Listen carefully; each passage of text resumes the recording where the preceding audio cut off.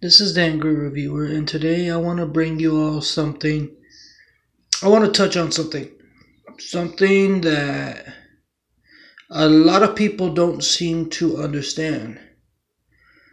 And that is, if a movie is 3 hours long, nobody wants to sit their ass there and watch it. Don't get me wrong. Titanic took that risk, and it won when they took that risk. Because it was interesting, it was new, it was groundbreaking. People enjoyed it. And to them, it was something that had never been done before. So it was like a novelty act. Everyone wanted to join in on the novelty. And it succeeded for the most part at the box office with Titanic. Avatar was the same thing. Avatar came out of left field. They brought these groundbreaking visuals, these stunning stunts and effects, and people were happy about it. And that worked off the premise less is more. It's okay to do a 3 hour movie once in a while, and people will enjoy it. Then you got The Golden Circle. The Golden Circle was average at best. I liked it. I'm not going to say that I didn't. I enjoyed it very much. But it was average. It was an average at best Kingsman movie. And about a half an hour in, you start checking out, looking at your watch or looking at your phone, wondering when something's going to happen because there's more exposition than there is action. But that's okay. That's okay. Julianne Moore did fine. Channing Tatum did fine. And the rest. They all did fine for what they were given. Colin Firth did fine. They all did fine for what they were given. Halle Berry. And the list goes on and on and on. They all did fine for what they had to do. And it was a great movie. It was a little popcorn flick. 3 hours long. It was fun. You enjoyed yourself. Then, right after that, right down the road came Blade Runner 2049. Now, I'm kind of biased. I'm not someone you want to ask about Blade Runner 2049 because, to be fair, I own the original Blade Runner Director's Cut. I have it in my collection. I hardly watch it, but I have it because it is interesting. The premise is simplistic enough. You get from point A to point B to point C without stopping at point D or E or F. And that's okay. I'm fine with that. I have fun watching Harrison Ford running around looking for clues and finding trails here and there hidden within the clues. It was awesome. It was good for what it offered. And I was fine with that. But then you get Blade Runner 2049 and people are bitching because it's flopping.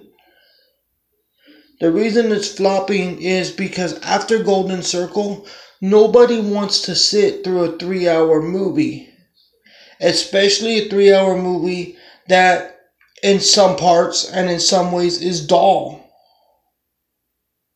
Ryan Gosling is fine. Harrison Ford is fine. Dave Bautista is fine for what they had to do and for the film. Other than that, unless you're totally in tune with what's going on around it, the film can get choppy and it can be pretty much a fucking mess at times. And that's bad. You want something that's coherent, something that flows with ease, not something that's a choppy mess and that has you wondering when is it going to wrap up. Just when you think it's going to wrap up, they throw more exposition and shit in there that you don't need to keep it going. I like that Ryan Gosling did exactly what Harrison Ford did in the first Blade Runner. I like that. The film takes him from point A to point B to point C, passes over D, E, and F, and jumps right to G, H, and I. And that I was okay with that.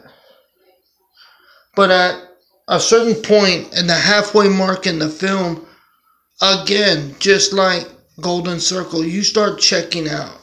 You start checking out because you start losing interest in what's important. Too much exposition in a film does not make a film a masterpiece. I liked it for what it was. I enjoyed the visuals. It kept my attention for the most part. But about halfway in and at the halfway mark, it just started getting a mess. It started losing its steam. It started becoming boring and displacent. I'm not saying for the record that when Blade Runner 2049 comes out, I'm not going to buy it. I will buy it. And maybe they'll chop that shit up and make it a two-parter disc, a two-disc Blu-ray or DVD. And that's fine. I'm okay with that. But actually having to go to a theater and sit there for 3 hours and expecting people to want to do that, no. I'm sorry, people nowadays, they want simplistic shit. And that's it. They want simplistic shit as in, for example, It. It was simplistic as it can come. That showed right there, people will find enjoyment in anything. It was dull. It was boring. It wasn't even scary, but yet people will defend Stephen King's It tooth and fucking nail. Like, it's God's gift to a horror movie, and it's not. That just showed me when it became the highest grossing movie, people will find enjoyment in anything. The only thing I give people credit, they're not finding enjoyment in Blade Runner 2049 simply because nobody wants to take the time to sit on their ass for 3 hours and have to figure shit out halfway into the film. They just want a film that's going to wrap up real nicely with a little fucking bow and can fit under your Christmas tree, and that's it. They don't want to have to think. That's what caused Interstellar to fail. Because it was a thinking man's space movie.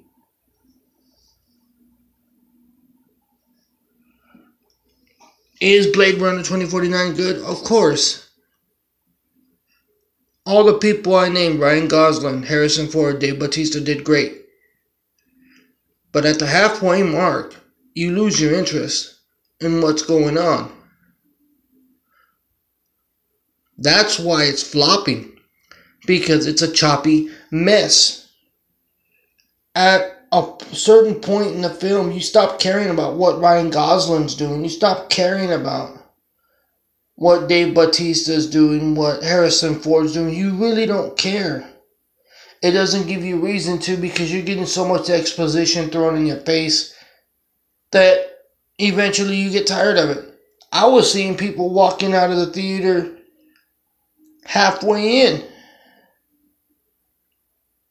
Shit, I saw it personally on fucking online, and I turned it off halfway in. Then I ended up finishing it later.